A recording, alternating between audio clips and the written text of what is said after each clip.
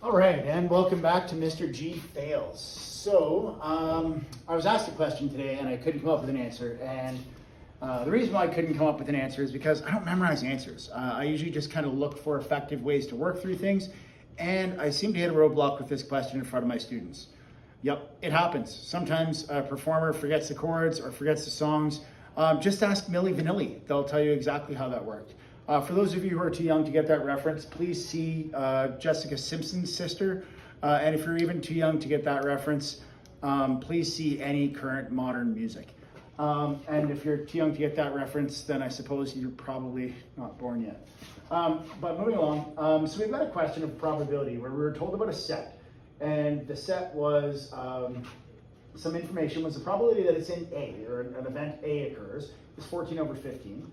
The probability that A's complement occurs given B occurs is 1 over 5, and the probability of A union B like not happening, like neither A nor B happen, is nil. And it's asking us to find B. And I'm really kind of frustrated with the way that I set this up. I did a whole bunch of stuff with Venn diagrams, but now I think I'm probably going to go ahead and try and do a conditional probability. So here is event B. This is event B occurring. And this is event B not occurring. And I know if event B didn't occur, then here's event A not occurring, and here's event A occurring.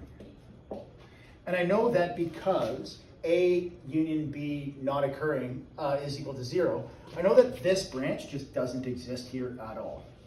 So I can get rid of that branch. So now, I also know if this is probability of B, here's the probability of A, and A not occurring. Now the probability of A not occurring given B has is 1 over 5.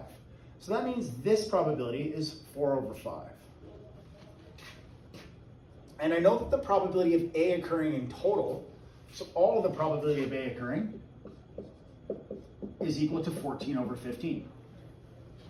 So I could just add up all the places where A occurs. Well, those are these places right here, and this place right here.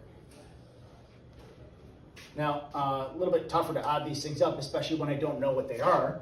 But this branch would have the probability of 4/5 probability of B, because I just multiplied down my branches, right? And this one would have the probability of, well, this is 1 here, because the likelihood of A occurring down here is fine. So then this is just the probability, this is 1 times the probability of B naught. So this is 1 times 1 minus the probability of B naught. Sorry, of B. So that's the probability of B not occurring, or B complement. So I know if I add these two things up, I get to the probability of A.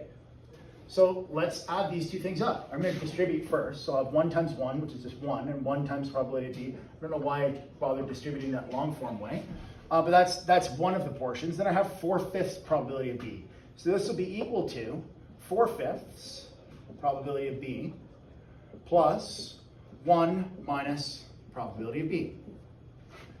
Now in doing so, I'm going to have, well, I subtract 1 from both sides. So this is going to be negative 1/5. And 4/5 minus that is negative 1/5 probability of B. Uh-oh. Does that mean that the probability of B is 1? I think I've made a mistake here. Oh, this isn't 1/5. This is 1/15. Sorry, my bad. So 14 over 15 minus 1. I'll just show this in a different color. So minus 1 and minus 1 should give me negative 1/15. There we go. Now I'll divide by negatives. That'll make it positive. And I'll end up with 1/15 over 1/5 is equal to the probability of B. And so the probability of B is going to be equal to, dividing, I'm going to multiply by the reciprocal. So this will be times 5 over 1. And this is going to be 1 over 3 is my probability of B. So I think that's my final answer. I think the probability of B is 1 over 3. And I'm really quite upset with myself for talking to, there was another student who asked a question about conditional probability and kind of how do you know when to use which diagram? And I described very clearly that I use, when I see conditional probabilities, a tree diagram. And then because of this initial piece of information, I got it stuck in my head that I needed to use a Venn diagram. And the Venn diagram was not the most helpful thing for me. The most helpful thing was constructing a tree diagram and realizing that the possible ways of getting A are constructed by adding all these branches that get there. So I do hope you're okay with this solution. I do apologize for messing it up in class. Honestly, this was the first take, and we can ask the people next door if you really want. And this was kind of my first look at it. So I think it's right. I don't know. I'm not even going to check the answer before I go ahead and post it. So I hope that this is right. Oh, don't forget to hit like, subscribe, ring that notification bell, and the one who works the hardest wins.